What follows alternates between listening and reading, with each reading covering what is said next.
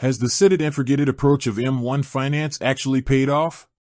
4 years ago, I started my journey on M1 Finance.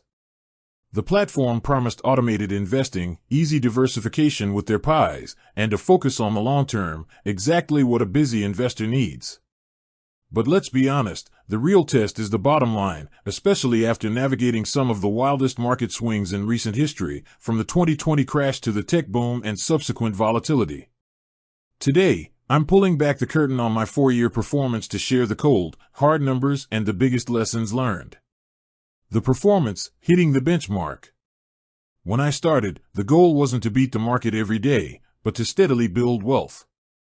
My primary portfolio is a blend of low-cost ETFs, largely mimicking a globally diversified strategy, along with a small, self-directed slice for a few individual stocks I believe in.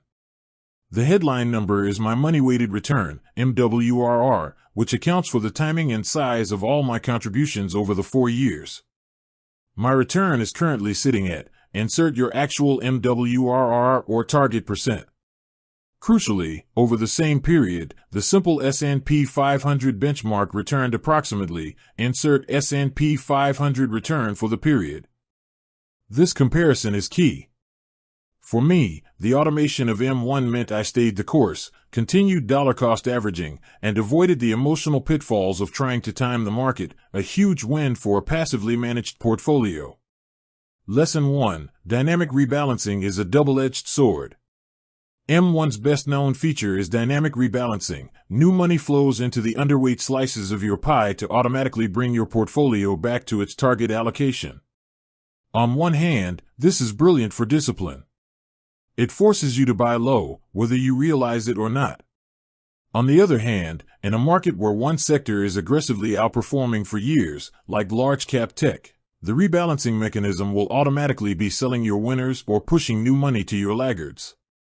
This is a crucial lesson. Automation ensures discipline, but sometimes discipline means missing out on a concentrated, high-momentum run. You have to trust your initial allocation strategy. Lesson 2. The power of fractional shares and automation. The biggest, most underrated benefit of M1 over 4 years was the sheer efficiency. Because M1 uses fractional shares, every single dollar I deposited, whether from a bi-weekly automated transfer or a dividend reinvestment, was put to work. There was zero cash drag. This effortless auto-invest feature is the reason my contributions were consistent, regardless of how busy or distracted I was. It truly allowed the power of compounding to work uninterrupted. The less you have to think about investing, the better your long-term results will likely be. M1 forces you into the right habits. Lesson 3. Watch the fine print. While the investing is free, it's important to stay aware of the other offerings.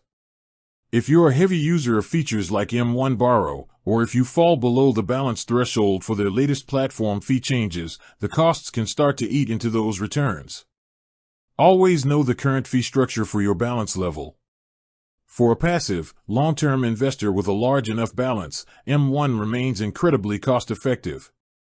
My 4-year journey proves that the M1 Finance automated approach works best for those who set a solid strategy and then step back. The platform takes the emotion out of investing, which, in a volatile market, is priceless. With that said, thanks for watching and until next time.